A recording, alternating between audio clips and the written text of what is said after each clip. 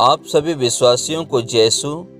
आज का सुसमाचार सन लूकस के अध्याय 12 वाक्यांश 54 से 59 से लिया गया है।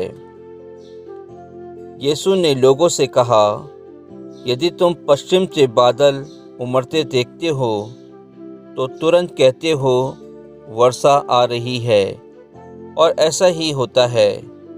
जब दक्षिण की हवा चलती है तो कहते हो लू चलेगी, और ऐसा ही होता है। ढोंगियों, यदि तुम आकाश और पृथ्वी की सूरत पहचान सकते हो तो इस समय के लक्षण क्यों नहीं पहचानते? तुम स्वयं क्यों नहीं विचार करते कि उचित क्या है?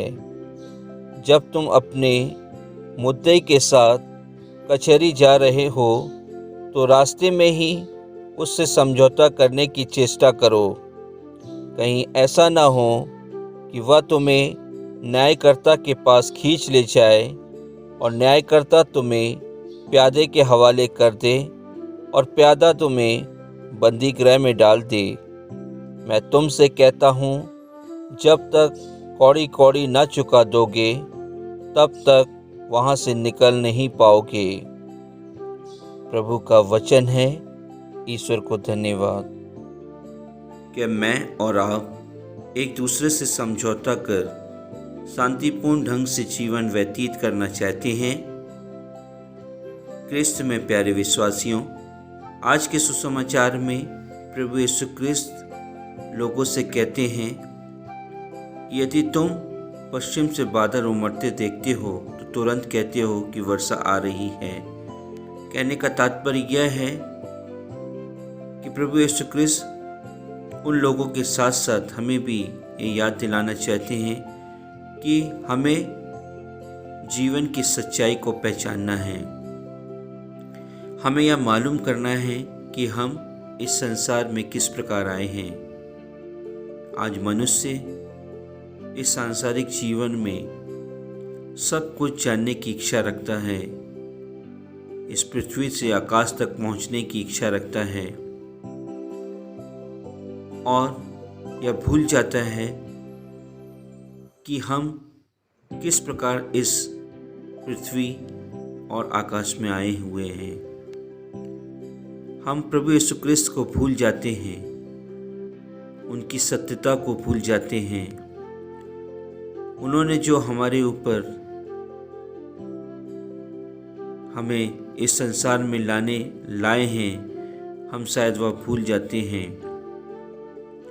क्रिस्त में प्यारे भाई और बहनों, आज मनुष्य भौतिक रूप से बहुत आगे निकल गया है और विज्ञान के क्षेत्र के द्वारा वह अपने आप को एक भगवान के रूप में मानता है, या जो लोग विज्ञान के क्षेत्र में हमारे समाज को, हमारे देश को आगे कर रहे हैं, हम उनको ही अपना भगवान मानते हैं। लेकिन हम शायद भूल जाते हैं कि हमारे जीवन का मौलिक आधार क्या है। क्रिस्त में प्यारे भाई और बहनों, आज के सुसमाचार में प्रभु यीशु क्रिस्त हम सभी से यह आह्वान करते हैं कि हम अपने जीवन के बारे में सोचें कि हमें भौतिक रूप से अपना जीवन व्यतीत करना है या आत्मिक रूप से अनंत जीवन प्राप्त करने के लिए अपना जीवन व्यतीत करना है। भौतिक रूप से यदि हम अपना जीवन व्यतीत करते हैं तो हम संसार की सभी प्रलोभनों से घिरे हुए होते हैं, संसार की हर एक वस्तुओं की तरफ आकर्षित होते हैं, संसार की हर एक बुराइयों की तरफ आकर्षित होते हैं, संसार के हर गंदगी, हर पाप की तरह आकर्षित होते हैं। लेकिन यदि हम अपने जीवन को अनंत काल पाना चाहते हैं तो हमें अपने प्रभु यीशु क्रिस्त के बताए हुए मार्गों पर चलकर उनकी आज्ञाओं का पालन करते हुए अपने जीवन को व्यतीत करना है। संत पौलुस कहते हैं कि कोई भी व्यक्ति बुरा नहीं होता है, पाप के कारण वह बुराई में फंस जाता है। अर्थात आत्मा और शरीर के बीच में संघर्ष के कारण कोई भी व्यक्ति पाप की तरफ जाता है और उसके द्वारा बुरे कार्य किए जाते हैं। क्रिस्त में प्यारे भाई और बहनों, प्रभु यीशु क्रिस्त हमसे यह भी कहते हैं कि हमें यह सोचना है कि हम इस संसार में कैसे आए हैं। प्रभु यीशु क्रिस्त हमें हर एक दिन एक नया जीवन देते हैं। हमारे हर एक पापों को क्षमा करके हम में प्राणवायु फूंकते हैं। तो निश्चय ही मुझे और आपको प्रभु यीशु क्रिस्त के कार्यों के लिए उनको धन्यवाद देना है और उनके अनुसार अपना जीवन व्यतीत करना है। प्रभु यीशु क्रिस्त कहते हैं, जब तुम भौतिक रूप से यह जानते हो कि मौसम के द्वारा तुम पहचान जाते हो, तो तुम ये क्यों नहीं पहचान पाते हो कि तुम्हें अपने भाई, अपनी बहन, अपने रिश्तेदारों से प्रेम करना है, उन्हें अपने समान मानना है। तुम उनसे बैर क्यों करते हो? तुम आपसी बैर के कारण, तुम मनमुटाव के कारण अपने जीवन में कई प्रकार की तकलीफ लेते हैं और उसका यह परिणाम होता है कि तुम्हारे बीच के संबंधों के कारण तुम न्याय के लिए बंदी गृह तक में डाल दिए जाते हो। क्रिस्त में प्यारे विश्वासियों, आज के सुसमाचार में प्रभु यीशु क्रिस्त हम सभी से यही कहना चाहते हैं कि हम अपने बीच के संबंध को पवित्र बनाएं, आपसी मतभेद को मिटा दें, आपसी मनमुटाव को, ईर्ष्या द्वेष की भावना को अपने परिवारों के बीच में, अपने समाज के बीच में, अपने पल्ली के बीच में पनपने न दें। ऐसे मामले से किसी को कोई भी लाभ नहीं होता है, बल्कि सभी को तकलीफ़ें होती है। अक्सर बाप बेटे के रिश्ते, भाई बहनों के रिश्ते, ज़मीन जायदाद को लेकर लड़ाई झगड़े का माहौल बन जाता है और सुनवाई के लिए वे कोर्ट कचहरी तक पहुंच जाते हैं, जो लंबे समय तक कानूनी लड़ाई के और धन दोनों व्यर्थ की पर्याप्त मात्रा में व्यय होता है। हमें सोचना है कि हमें इसको धार्मिक रूप से ख़त्म करना है। हम यदि प्रभु यीशु क्रिस्त की मध्यस्थता द्वारा इन कार्यों को उनको सौंपते हैं, तो निश्चय ही हम अपने हृदय के सभी पापों को दूर कर पाते हैं। हम दूसरों को अहमियत दे पाते हैं, दूसरों को प्रभु यीशु क्रिस्त के समान प्यार कर पाते हैं और सांसारिक वस्तुओं को, सांसारिक चीज़ों से दूर भागते हैं। जमीन जायदाद, धन संपत्ति की तरफ आकर्षित नहीं हो पाते हैं।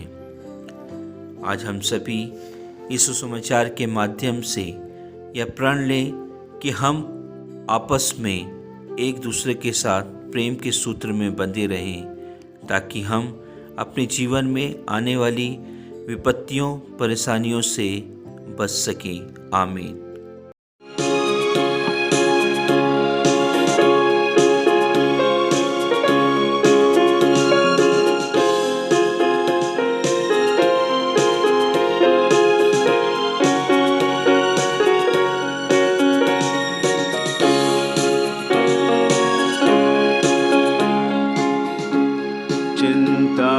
कर वो तेरे साथ है, चिंता न कर वो तेरे साथ है। आंधिया तुझे डरा ना सकेगी, आंधिया तुझे डरा ना सकेगी लहरें तुझे डुबा ना सकेगी, क्योंकि तेरा परमेश्वर तेरे साथ है। चिंता न कर, वो तेरे साथ है। चिंता न कर, वो तेरे साथ है।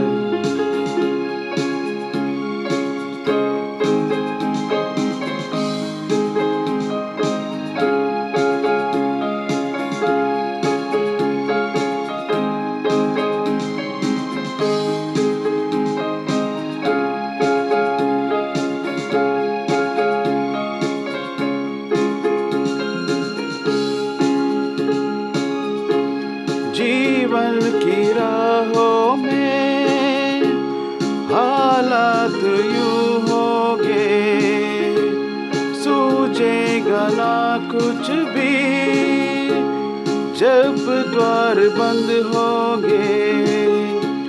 जीवन की राहों में हालात यूं होंगे, सूझेगा ना कुछ भी जब द्वार बंद होंगे। फिर भी भरोसा तेरा यीशु पे रखना, मतलब कि इस दुनिया में यीशु ही अपना। चिंता न कर, वो तेरे साथ है।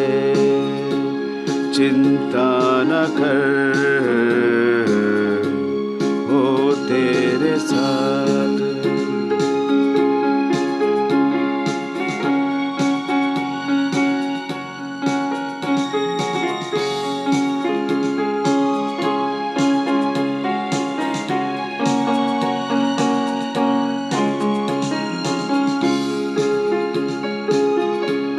कोई नहीं है किसी का यहाँ पर, बस एक यीशु है सच्चा यहाँ पर। कोई नहीं है किसी का यहाँ पर, बस एक यीशु है सच्चा यहाँ पर। मेरी उंगली पकड़ के तुझको चलाएगा, गिरने न देगा तुझको, बाहों में उठाएगा। चिंता न कर, वो तेरे साथ है। चिंता न कर, वो तेरे साथ है। आंधिया तुझे डरा ना सकेगी, आंधिया तुझे डरा ना सकेगी, लहरें तुझे डुबा ना सकेगी, क्योंकि तेरा परमेश्वर तेरे साथ है। चिंता न कर, वो तेरे साथ है। चिंता न कर।